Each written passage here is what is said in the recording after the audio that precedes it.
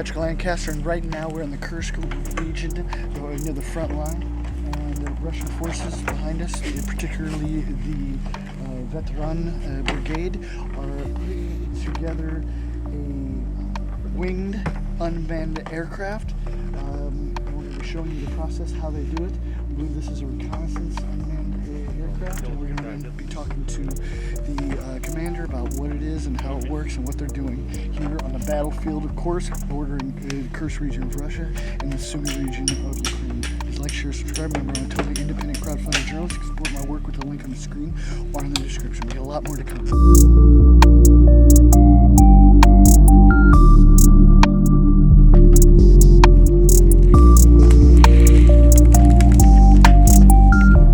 Могли бы вы представиться, как вас титровать правильно?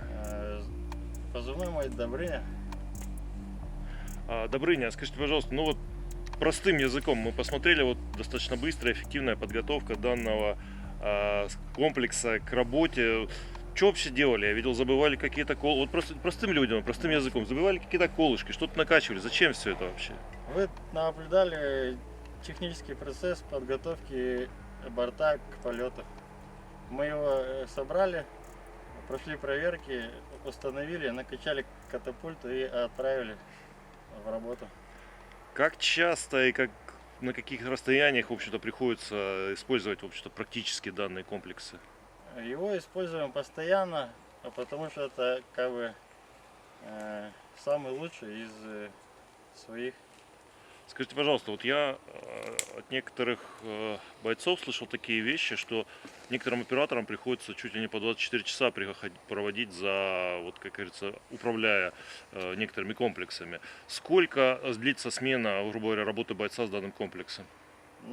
Если мы находимся в работе, мы работаем 24/7, просто друг друга подменяем, и работа у нас непрерывно ведется. Есть ли какие-нибудь успехи, которыми можно похвастаться там за последнее время? Успехов очень много пораженных целей, много обнаружено как бы техники и противника. А что-нибудь такой вот, какой-то особый пример, я не знаю, особо хитро спрятанный танк там вот, но все-таки разглядели или что-нибудь? Да, с помощью его мы как бы разглядели много макетов, отличили от настоящих целей и нашли много реальных целей и поразили их. А как удается отличить макеты вот от реальной цели? Это все приходит с навыком, с работой, как бы со стажем. Понятно, что в первый раз как бы сядешь, можешь и ошибиться. Но наши операторы, они уже научились этому и с легкостью определяют. Так, ну а и можно еще раз вкратце вот об этом аппарате. То есть это дрон, я так понимаю, дрон-разведчик самолетного типа, возвращаемый, да? Данный БПЛА находится в воздухе 3 часа, после чего возвращается обратно на замену аккумулятора и парашюта. Далее он уходит опять в работу. И так 24/7. How far? What's the max range it can go? Какой у него максимальная дальность полета? Максимальная дальность полета 100 километров. So, сегодня мы только смотрим процесс, да? Да, все верно. И как это, how does the actual launching happen after the process? What happens? Да, как происходит, собственно говоря, запуск? Вот после процесса подготовки, мы сегодня видели процесс подготовки, но вот, а как сам запуск происходит? Что происходит, собственно говоря? Получается, мы накачиваем воздух компрессором в катапульту, и с помощью клапана воздух освобождается и толкает каретку с бортом вперед. Далее он уже летит как настоящий самолет. So now we've seen the process of setting up the Zala 16, and now we're going to move on to another pretty interesting drone you might have seen that's taken a big part of this war. В данном процессе сейчас собираем залу Z16. Будет сбор икса. По-другому его называют Lancet.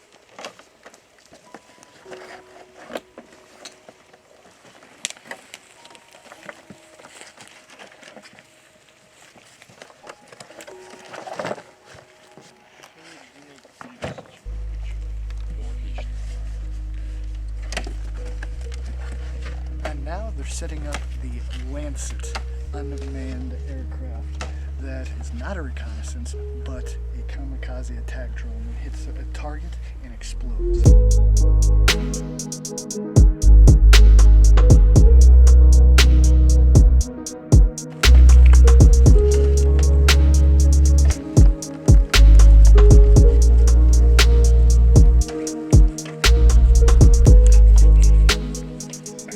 So this is the Lancet that has a max range of about 100 kilometers as well, but when it sees its target, it kills its target.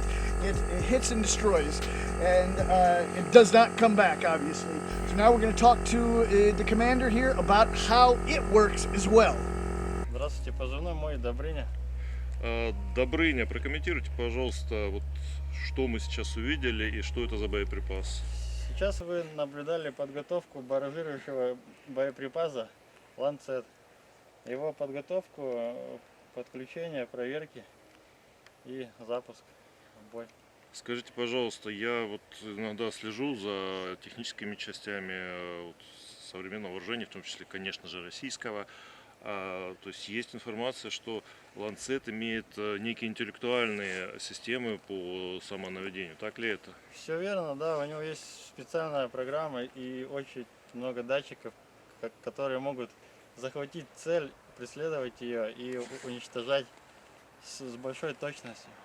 А могли бы вы рассказать, какие цели являются специфичными, вот, грубо говоря, для Lancet? То есть на что, в каких случаях запускают именно Lancet, а не какие-либо там другие дроны?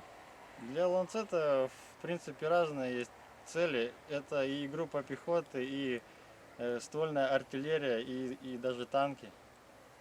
А почему вот используют именно Lancet, допустим, они, ну, скажем, FPV беспилотник на оптоволокне? То есть в чем ценность самого Lancet? Это что, дальность? Да, все верно. Lancet обладает дальностью больше, чем оптоволокно и простые FPV.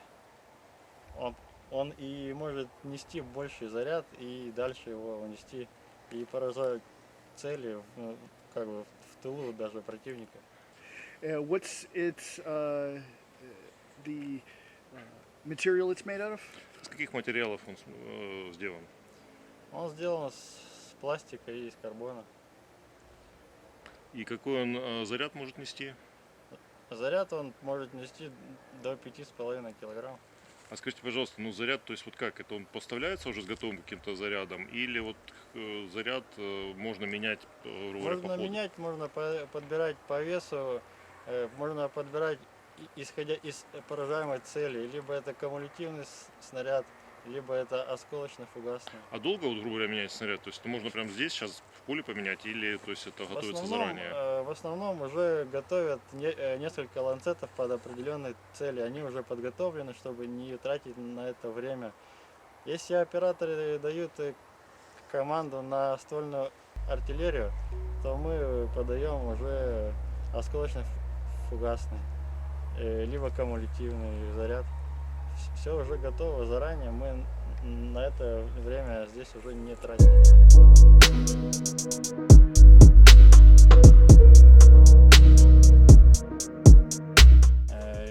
Мы наблюдаем пневмокатапульту, она работает от аккумулятора. Обычный аккумулятор вот такой же, как и на бортах и на иксе. Запитываем питание. Далее у нас есть компрессор. Обычный автомобильный компрессор.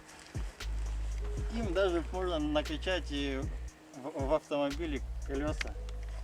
И пульт управления. С помощью его мы закрываем все клапана, накачиваем определенное количество воздуха. И с помощью пульта открываем клапана. Далее находится поршень. В середине вот этого троса находится поршень. Открываем клапан, подается воздух на поршень. Поршень тянется в одну сторону, борт летит в другую посредством инерционной силы. И откуда это дрон? Какой техник? Чей техник это? Производство? Мгм. Аэростан. Это русское производство Аэроскан. All right, so here it's made out of plastic, and wow, it's really light actually. Plastic and carbon fiber. I guess it's supposed to be light if it's supposed to fly like that. And here are the propellers, very small propellers that fly this big thing. So you know, we've shown you the setup here. Of course, we're always here showing you exactly what the real thing on the ground is. So if sometime in the future there's a order given when we're in the area of these, we'll show you how it is to launch them. But until then, we're going to show you some of their video of how they're launched and the actual military action of these, how they work, in some of their video. So have a look at that.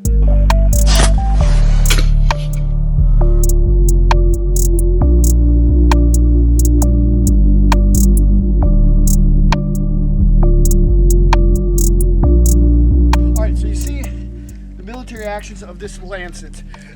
We're showing you the real situation on the ground. So now we're going to see him pack it up and keep bringing you more reports here on the ground in the Kursk region and beyond.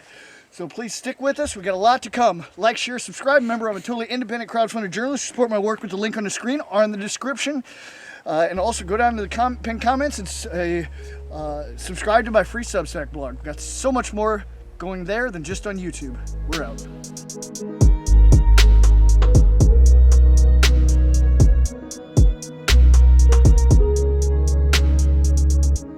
Меня зовут Андрей, позывной «Мой конь». Нахожусь в отдельной диверсионно-штурмовой бригаде «Ветераны». Так, ну здесь у нас место работы получается. Это НСУ, наземная станция управления. На ней мы производим взлет и дальше уже идем по курсу, смотря, ну, как производится весь полет. Также на этой НСУшке мы запускаем и икса, правда, через другую делаем, подсоединяем их вместе проводами, контактим и уже идем в бой. То есть на одной НСУшке мы смотрим на цель, на другой НСУшке мы уже управляем иксом, ланцетом.